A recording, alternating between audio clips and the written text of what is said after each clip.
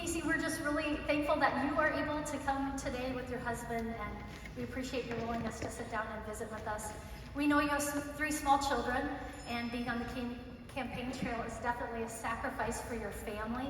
Randy and I, like many families in our community, we keep very busy with our work, our kids' activities, and so we need to really, prioritize to make time with the family. Spend time together, making meaningful conversations. Make sure you take the time to sit down with them, pray, read the Bible, attend church. So I know that is very important to the people of Iowa too. So could you tell us what it's been like balancing your family life while campaigning and then fulfilling your duties as governor and First Lady of Florida? Yeah, sure. No, I'm happy to do it. So this is one of the rare exceptions where they are not with us right now. They usually are with us wherever we go, and we feel that that's very important. Not only do we want to spend time with them, clearly, because if there's one thing that people say to me wherever I go, they say in a blink of an eye, they're going to be in college. Enjoy it, it goes fast. And so we want to be with them, but also this is an opportunity for them to understand what we're fighting for. We're fighting for their future, their ability to be able to accomplish the American dream, and really to understand our system, where our rights come from. They come from our Creator. The government's put in place to protect the rights that we innately have. It's never too early to start empowering our kids to understand they're the next generation that's going to inherit this republic. So they need to have a good foundation, and we do that. And so, it's funny with our son. He is the biggest Ron DeSantis fan you have ever met in your entire life. And so he's in kindergarten. So, you wonder when you're talking to your kids about the importance of the election and the importance of, what dad is fighting for. And he will watch every debate. He will watch, interviews on YouTube. And so again, you wonder, how much do they really resonate? He's in kindergarten. So one day I'm walking down the hallway, and Mason looks at me and he goes, "Mama?" I'm like, "Yeah, buddy." He goes, "Our nation is in decline." And I said, "It's true, Mason." But it is true. And on a funnier note, he was watching, so this is just a side note, he loves football. Green Bay, it doesn't matter. He loves the Jaguars, he loves the Bucks. You name it, he will watch, and he loves football scores. So no matter, he's always trying, he'll write them on a board, and he'll tell you the day after. He's better than Siri, he'll tell you who played Thursday Night Football and what the score was. And so there was a debate the other day against Gavin Newsom, and of course, and Ron. And so he was asking, he goes, "Did Dad win?" I go, "Yeah, buddy, Dad won." And he goes, "What was the score?" I was like, we couldn't even count, it was so good. But no, we enjoy having them with us. These are very special times, and it's a blessing. I'm not gonna lie, it's a little crazy though. Well, I think so we've done events in all 99 Iowa counties, which is important. It's an important thing to do. And I would say our kids have been with us for clearly a majority of the 99 counties. And it's a type of thing where, as governor, one of the things I would always do, you can be very busy. I like to get out and do events in different parts of the state, particularly when, we're pushing legislation. But I'd always make sure I got home at night. I very rarely stayed overnight anywhere else. And so we do that and get home for dinner, if not, before they go to bed. But even if I miss that next morning when they wake up, just making sure that you're present and making sure that you're able to spend time. We've really worked hard to include them in this process, which is a crazy process. But all things considered, they've handled it very, very well.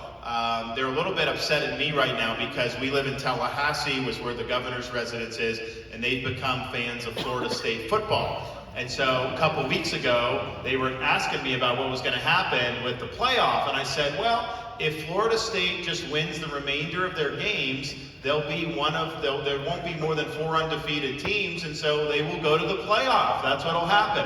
And so Florida State won the rest of their games, ended the season undefeated. There were only 2 other undefeated teams, and yet Florida State got excluded from the playoff in favor of 2 one-loss teams, Alabama and Texas. And so my kids are telling me, "Daddy, you said they would make the playoffs. What happened?" And I don't really have a good answer for them for that. So if y'all can enlighten me on how this college football stuff works, that'd be helpful. That is so funny. Maybe you want to tell Florida State needs to join the Big Ten or the Big 12 or something like that. Well, but yeah, the thing is just that it's, you do your thing, you win the games. I think because their star quarterback got injured, I think that was probably why they did that. And I get that, but nevertheless, and you got to think, we were in this debate the other night in Tuscaloosa for this Republican debate, and I'm there talking to these Alabama fans. They go to the playoff almost every year. Florida, when I was growing up, we were a college football machine between Miami, Florida, and Florida State. It was like year in, year out, all these teams were competing. And then really in the last, seems like 10 years, it's been difficult. My first year as governor, because we have very good high school football in Florida, I told my staff, I want to write notes, congratulatory notes to every blue chip high school recruit on signing day. So they give me a stack, and I'm doing it, and it's like, Dear Mike, congratulations on going to the University of Alabama. Dear Johnny, congratulations on going to Clemson. Dear Travis, congratulations on going to Georgia. And I'm like, wait a minute, why am I congratulating them for them leaving the state of Florida? We used to never lose recruits. It used to always be, we would get the best recruits to stay in. So that's just how these things go. But nevertheless, it was a good season for them. But it cost the university millions and millions of dollars to get excluded from that playoff. You and I are similar in the fact that my motto, my slogan is delivering results for the people of the 4th District, delivering results for Iowans. And you have the same situation, delivering results for Floridians. Can you talk a little bit about the results that you delivered for faith, for family, since you've been governor of Florida? Sure. So my view, as you get elected to office, particularly an executive office like governor or president, you got to be right on the issues and the policy. I mean, we see somebody like Biden who's wrong on all this that can do a lot of damage, but being right on the policy is not enough. You also have to be able to take that lead and implement that vision and deliver tangible results for people. So everything that I promised I would do for the people of Florida, I've delivered on 100% of those promises across the board. So you look at universal school choice, we beat the teachers union, and now every parent in Florida has an ability to send their kid to the school of their choice. Some of it is public schools within their school district, they have choice. They have charter schools, and then we have private scholarships where people can go. That's been a huge, huge boon to so many families. One of the things that we've done, and Casey was involved in pioneering this, is we wanted to be able to do things to help with child welfare, particularly for mothers, single mothers, who get caught up in the welfare system. And so instead of just going and getting a check and then coming back and getting another one, and that creates a certain cycle, Casey created something called Hope Florida, where she got churches and charities and businesses and individuals to plug into what's called the care portal. So if somebody shows up and they need something, maybe they have two twin daughters that are 1 year old and she just got kicked out of her apartment, that need will go and the churches will get it. And you'll have a church that'll come, bring that family in. And guess what? Once that happens, they don't go back for government assistance. They're on a pathway to prosperity. So these are difficult things where we've recognized that the faith community needs to be brought to the table to be able to deliver results for people. You cannot do it through a bureaucracy. That is not going to give anybody a path to independence. So we've worked very closely, and a lot of these blue states will not work with their churches. They view that as just totally unacceptable. We disagree. And the final thing I'll just say, we've been very strong at upholding religious liberty in the state of Florida. If you think about it, we have now situations where you have a football coach in Washington State, Coach Kennedy. He lost his job because he was going to midfield after the game to say a prayer. And a lot of players joined him, but it wasn't even required. You could do it or not. And he lost his job just by doing that. Goes to the Supreme Court, he wins a 6-3 decision to be reinstated. People said that's a victory for religious liberty. But I would say to you, the fact that that case is even being brought, the fact that we're even in the Supreme Court for something like that, that shows you that religious liberty is not being honored in this country the way it is. And so in Florida, we believe as the founding fathers believe. Your right to practice your faith is not something that's given to you by government, it's something that's been granted to you by God. Government cannot infringe your free exercise. And yes, that means if you go to church on Sunday, but it also means you have the right to be able to live your faith out in society. Apart from that, I think what we're battling nationwide is a view of the left that they believe, they'll say that if someone mentions God in the public square or under God in the Pledge of Allegiance, that's, quote, an establishment of religion. That's not what the Founding Fathers believed. But they really want to establish religion. It's just a religion of secular leftism. And they want that to be the orthodoxy, so that if you, as a Christian or another faith, if your faith conflicts with their agenda, they expect you to bend the knee. That is not religious liberty as our Founding Fathers understood it. We reject the left, what they're doing. In Florida, we reject that. But we need to make sure we have full religious liberty nationwide in this country. We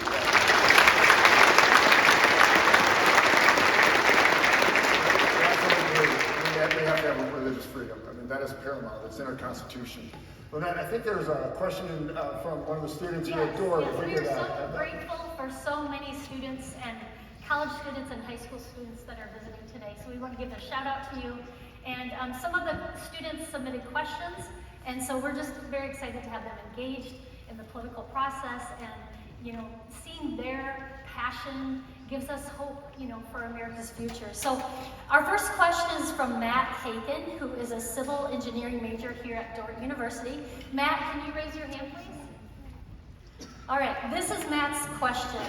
Governor, our education at Dordt stresses the need for our Christian faith to inform all aspects of our lives, including when interacting with people we do not agree with.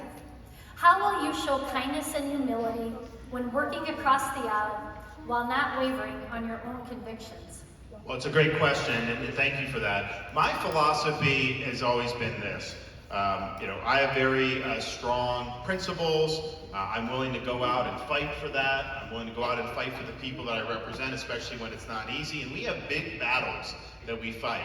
And fortunately in Florida, I've won those battles. I mean, we beat Fauci on COVID. We beat Soros on crime by removing some of these radical prosecutors. We've beat the left on ensuring election integrity, and on down the line. And it's important that we actually fight and win.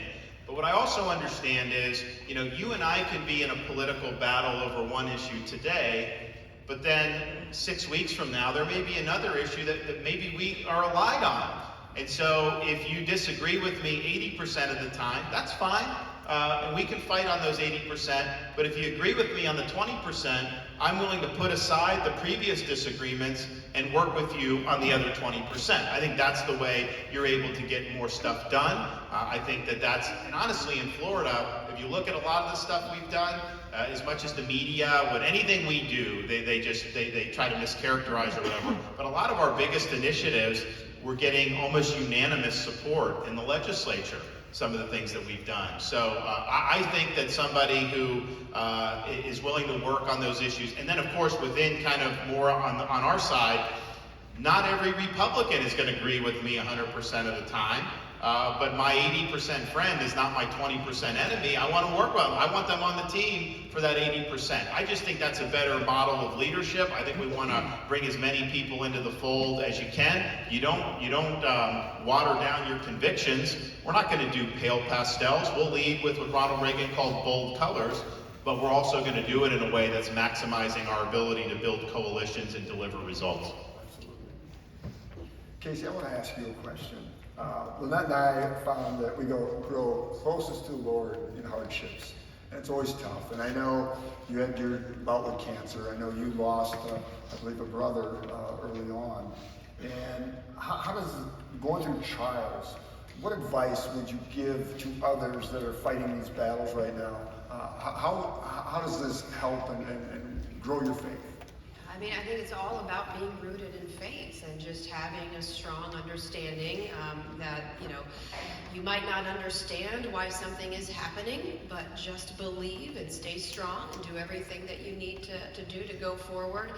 And that, like I said earlier, ultimately you can come out stronger than you could ever have imagined, like I said. And so, one of the things I've tried to do, particularly with the cancer battle in the state of Florida, is I was so blessed. I mean, beyond blessed during my difficult times, because people all across the United States literally were sending me letters and prayer verses and cards and have faith and stay strong and crosses, and it was overwhelming to the point where I was like, this can't just be for me. There are a lot of other people out there who are struggling too, who really could use these words of wisdom, and that they could really use that faith to be able to pick them up, to give them the courage to persevere.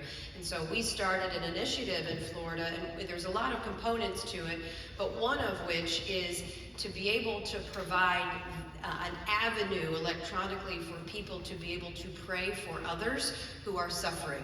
And also, a lot of people who have been through stage 4, stage 3, stage 2, stage 1, to say, hey, listen, I got through it, you can get through it too. It's going to be difficult, it's going to be tough, have faith, you can get through it. And so it's one of the things that we've really tried to do, but just being strong and rooted in that faith was what really, when it was going through tough times, what I fell into, and it saved me. Good, thank you. Governor, before we let you close, I want to ask you about a campaign video you recently put out. It noted that you and Casey had spent many weekends visiting churches throughout the state and for the need to acknowledge the truth. What have you learned from your experience traveling and meeting with Iowa's faith community, and what do you mean by we must acknowledge the truth? I think it's been great traveling Iowa, partially because you really, when you're in a position of being an elected official or a candidate, you can get lost in kind of media narratives, you can get lost in some of the stuff that people put out there, but you got to get underneath that and actually talk to the people that you're seeking to represent. And so the concerns, and when people are telling you things that they're concerned about or asking you questions, a lot of times that's not what you're seeing in kind of bright lights out of some of the elite media organizations. So there's a lot of value in doing that, and especially here in Iowa, because people are invested in the process of the caucuses. I think you see a lot of just decency, patriotism, God-fearing people that really love this country and want to see the country succeed, and don't like what they're seeing with everything that's gone wrong, particularly over these last 3 years. So I come out of it with actually a lot of optimism, because I think the backbone of this country is reflected by the people that I've met in Iowa. And it's that backbone of the country, those values that are represented there, that are ultimately going to lead this country into a strong revival. And that's what we need. I mean, we need this country to be reflective of its best principles and best values. And if we do that, we will succeed again. Thank you. Values are so key. We have to put values and family back into society and what's happening here. So, as we've got a few minutes left, all right, I want you to think about, what is your closing message? All right, what is your closing message to Iowans? January 15th is right around the corner. We got 5 weeks left, thereabouts. We're in the home stretch. What do you want them to know most about you? And I'll ask Casey if you could talk about your husband first. How much time do we have? Yeah. I got a lot to say. Yeah. If you could just summarize, and then I'll have obviously the governor take it from there. But what do you want them to know? I mean, there's so much. I mean, obviously he's a dad of a 7, 5, and a 3-year-old. I mean, I would talk about his military experience when he went through 2 very liberal universities, Harvard and Yale, but came out more conservative on the other side. And he saw 9/11. He decided to commission as an officer in the United States Navy and serve, and actually go over to Iraq because he wanted to give back and fight for our first principles. I mean, I can talk about the fights, and he's talked a lot about beating Disney, beating the teachers union, standing up for what's right, delivering on 100% of his principles, and everything that he said he would do for the people of the state of Florida. But if there is one thing that I really want you to know about Ron DeSantis, is that, and this is particularly highlighted during COVID, because the world descended upon Florida. I mean, the left was coming after him, the media was coming after him, Republicans in Washington were coming after him, the CDC, the NIH, and it was relentless. Day after day after day. It wasn't just coming after him in one news cycle and then they were on to the next thing. I mean, they never let up with some of the worst things you could possibly imagine about somebody. But he held true to what he knew in his heart was right.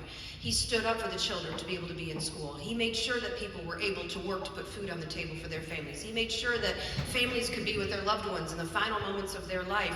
I mean, on and on it goes. Businesses, I mean, these Big businesses were able to stay open, but these little guys, they were getting pummeled across the country, but not in Florida. He held a line. And so I say this, what you want in a leader in Washington is someone who's going to stand up and fight for you no matter how hard they're getting attacked. You want somebody, as Rush Limbaugh said on his final radio show before he passed away, he said, Ron DeSantis has an ironclad spine of steel, and that is the God's honest truth. This guy will never waver, he will never back down, he will never give up, and he will stand for the values and the principles that made this country great. And that is why I am out here every day of the week and twice on Sunday fighting for him. It's not because I'm married to him, that has nothing to do with it, because I feel like I have an obligation from what I have seen of him in front of the cameras and behind the cameras when it's tough. And I mean, I'm turning on the TV and it's not nice, but he never wavered and he was a rock, and that is exactly who you want fighting for you at this moment in our nation's history.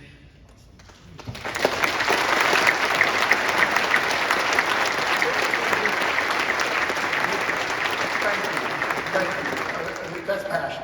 That is passion. I'm just so proud. I love it. I love it. Take us home, Governor. What do you want everybody to know as your final thoughts? We need a strong two-term president like Ronald Reagan. So after serving you for 2 terms, I'll be able to look back on that and tell you that we've restored the American dream in this country. You're not going to be held down by inflation, interest rates, excessive bureaucracy, Green New Deal.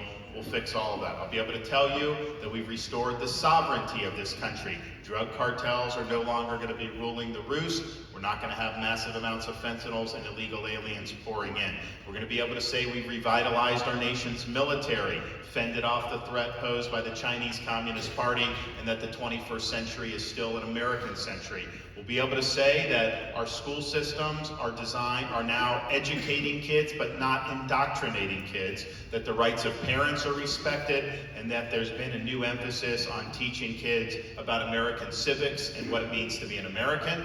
We'll also be able to say that whether you live in a red state or a blue city, criminals are held responsible for their crimes. The inmates are no longer running the asylum, and that every family has a right to raise their kids in peace and security. And then we'll be able to say that we've restored the U.S. Constitution to its centerpiece in our national life. We'll have a limited government that works alongside us, not an unaccountable bureaucracy that's weaponized against us, that imposes its will on us.